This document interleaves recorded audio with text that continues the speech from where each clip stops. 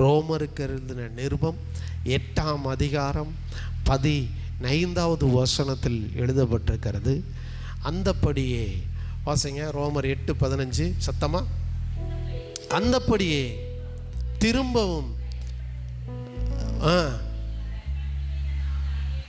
நீங்கள் பயப்படுகிறதுக்கு அடிமைத்தனத்தின் ஆவியை பெறாமல் அப்பா பிதாவே என்று கூப்பிட பண்ணுகிற புத்திர சுவிகாரத்தின் ஆவியை பெற்றீர்களே.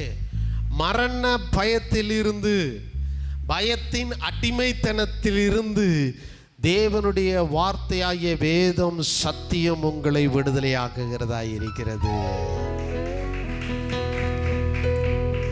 நாளையை பற்றிய பயத்திலிருந்து, பலவிதமான பயம், எதிர்காலத்தை குறித்த பயம், உங்கள் வாழ்க்கையை சூழ்ந்திருக்கிற பலவிதமான பிரச்சனை போராட்டங்களால் உண்டாகக்கூடிய சகலவித பயத்திலிருந்தும் சத்திய வசனமாகிய வேதம் உங்களை விடுதலையாக்கும்படி உங்களுக்கு கொடுக்கப்பட்டிருக்கிறது. லூக்கா 4:18 சத்தமா வாசிங்க. கர்த்தருடைய ஆவியானவர் என்மேல் இருக்கிறார், தரித்திரருக்கு சுவிசேஷத்தை பிரசங்கிக்கவும் என்னை அபிஷேகம் பண்ணினார்,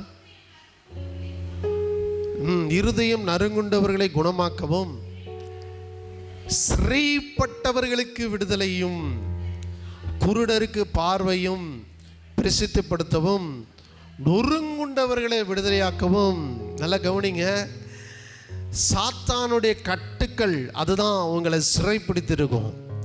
பில்லி சூனியம், சாபம், தலைமுறை பிரச்சனைகள், இவைகள் எல்லாம் இயேசுவின் நாமத்தில் இன்றைக்கு உடைந்து நீங்கள் விடுதலை அடைய போகிறீர்கள். இயேசுவின் நாமத்தினாலே பாவத்திலிருந்து விடுதலை தருகிறார் இயேசு கிறிஸ்து. பயத்திலிருந்து விடுதலை தருகிறார் இயேசு கிறிஸ்து. சாத்தானின் கட்டுக்கள் இருந்து விடுதலை தருகிறார் இயேசு கிறிஸ்து. கவனிங்க.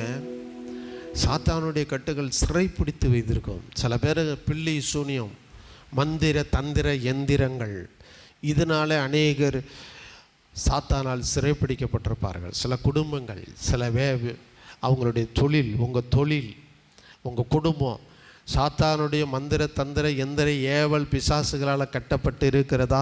இன்றைக்கு சத்திய வசனமாகிய இயேசு கிறிஸ்து இன்றைக்கு உங்கள் வாழ்க்கையிலே சகல விதமான பிசாசின் கட்டுகளிலிருந்து உங்களை விடுதலையாக்கும்படி வந்திருக்கிறார். இன்றைக்கி அவரை உள்ளத்தில் வாரும் என்று அழையுங்கள். இயேசுவே உள்ளத்துக்குள்ளே வாருன்னு என்று சொல்லி அழைப்பீர்களா? உங்களுடைய தலைமுறை பாவங்கள் உங்களை தொடருகிறதோ என்று சிறைப்பட்டு கொண்டிருக்கிறீர்களா? சிறுமைப்படுத்தப்பட்டு இருக்கிறீர்களா? அல்லது உங்களுடைய எதிராளிகள் உங்களுக்கு பில்லி சூனியம் ஏவல் மந்திரம் தந்திரம் இப்படிப்பட்ட குட்டி சாத்தான்களாலே உங்களை சிறைப்பிடித்து வைத்திருக்கிறார்களா? இன்றைக்கு ஆண்டவராகிய இயேசு கிறிஸ்து உங்களை இப்படிப்பட்ட சாத்தானுடைய எல்லா கட்டுகளிலும் இன்றைக்கு உங்களை விடுதலையாக்கப் போகிறார். கையை தட்டி நன்றி சொல்லுங்க பார்க்கலாம். பாவத்திலிருந்து விடுதலை தருகிறார், பயத்திலிருந்து விடுதலை தருகிறார்.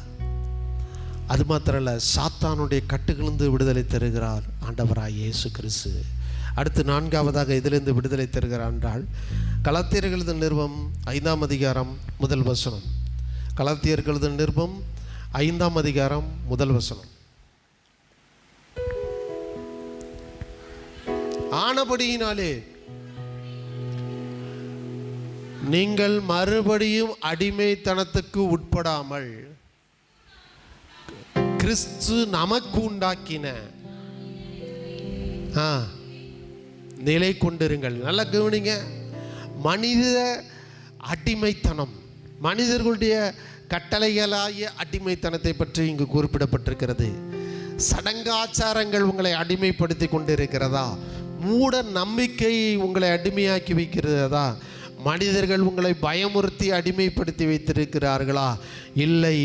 இன்றைக்கு இயேசு மனிதர்களுடைய பயத்தினின்றும் உங்களுடைய மூடை நம்பிக்கை அடிமைத்தனத்தில் இருந்தும் சடங்காச்சாரிய பாரம்பரிய அடிமைத்தனத்திலிருந்தும் இன்றே ஆண்டவராய் இயேசு கிறிஸ்து உங்களுக்கு விடுதலை கொடுக்கிறார். பாவத்திலிருந்து விடுதலை, பயத்திலிருந்து விடுதலை, பிசாசின் போராட்டத்திலிருந்து விடுதலை, மனத பாரம்பரிய கட்டுகளிலிருந்து விடுதலையை இயேசு கிறிஸ்து தரும்படி மனிதனாக வந்து பிறந்திருக்கிறார். அவர் சிலுவையில் பாடுபட்டதின் நோக்கம், சிலுவையில் கடைசி சொட்டு இரத்தத்தை இயேசு கிறிஸ்து சிந்தி அவர் மரித்து 3ஆம் நாளில் உயிர் தெழுந்ததின் பிரதானமான நோக்கம் உங்களை பாவத்தினின்றும் பயத்தினின்றும் மரண பயத்தினின்றும் பிசாசின் கட்டுகளிலிருந்தும் மனிதர்களுடைய பாரம்பரிய மூட நம்பிக்கையின்றும் விடுதலையாக்குவதற்காக மட்டுமே இயேசு மரித்து 3ஆம் நாளில் உயிரோடு எழுந்திருக்கிறார். தேவ பிள்ளைகளே,